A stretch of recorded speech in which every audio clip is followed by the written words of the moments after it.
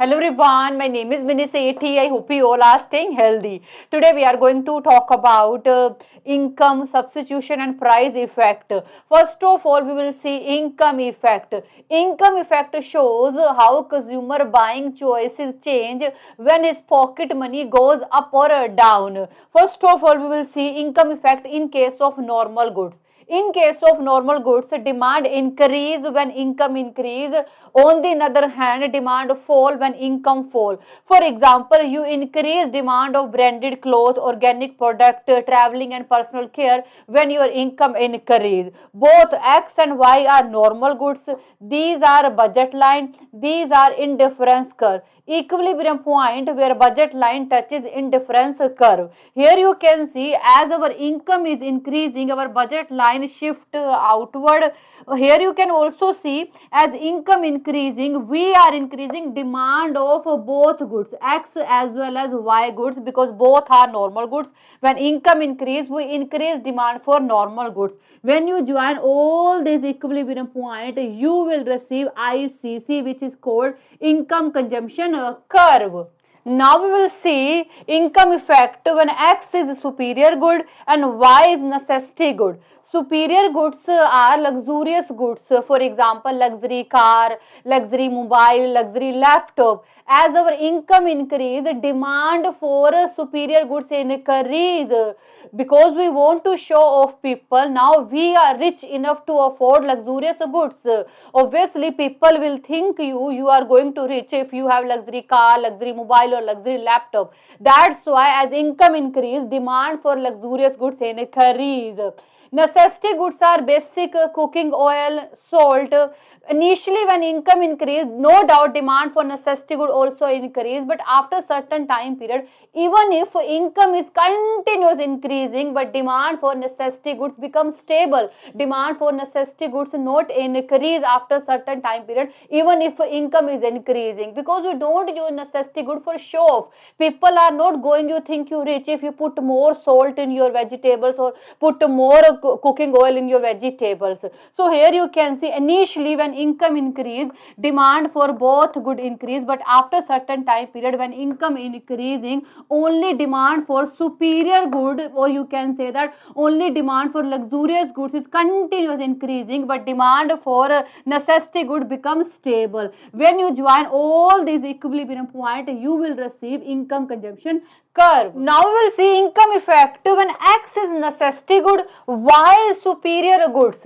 That's why initially demand for both good is increasing as income increasing. But after certain time period, demand of necessity good becomes stable, but demand of superior good continue increasing as our income increasing. When you join all this equilibrium point, you will receive income consumption curve. Now we will see income effect when X is inferior goods and Y is normal goods.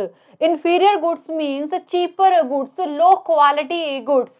For example, low quality rice, low quality wheat. As your income increase, you reduce demand for inferior goods, because now you increase demand for normal goods because you are rich enough to afford normal goods now. That's why as income increase, demand for inferior goods reduce, but demand for normal goods increase. Here you can see as income increasing, budget line shift outward and demand for inferior goods is reducing, but demand for normal goods is increasing. When you join all these equilibrium point, you will receive income consumption curve. Now X is a normal good, Y is inferior good. That's why as income increasing, demand for inferior goods is reducing, but demand for normal goods is increasing. When you join all this equilibrium point, you receive income consumption curve. Now we are going to talk about substitution effect. Substitution effect shows how consumer will react when price of only one good change, but price of other good and nominal income exactly stay same. X good, Y good, initial budget line, initial equilibrium point, initial indifference curve where consumer buying this much of X. Now suppose price of X fall but price of Y and nominal income exactly stays same. As price of X fall, budget line rotate outward. Now suppose we take some money away from consumer so that he can again reach back to his initial, or you can say that original indifference curve. So when we take some money away from consumer, his budget line shift inward. So this is new budget line and this is new equilibrium point where consumer buying more quantities of X. So here you can see, despite of taking some money away from consumer, still he is buying more quantities of X good. In short, we can say that when price of good fall, consumer will definitely buy more quantities of goods, and movement from R to H point will be called substitution effect. Now we just see price effect with the help of a diagram. Good X, good Y. Initial budget line, initial indifference curve, initial equilibrium point where consumer buying this much of X and this much of Y. Now suppose price of X fall but price of Y, taste, preferences, income exactly stay same. As price of X fall, budget line rotate outward towards X-axis. This is new budget line, new indifference curve, new equilibrium point where consumer reduce quantities of Y but increase the quantities of X. So obviously now X become cheaper. Now suppose price of X fall further, budget line rotate outward, new equilibrium point, new indifference curve. Here again consumer reduce quantities of Y but increase quantities of X.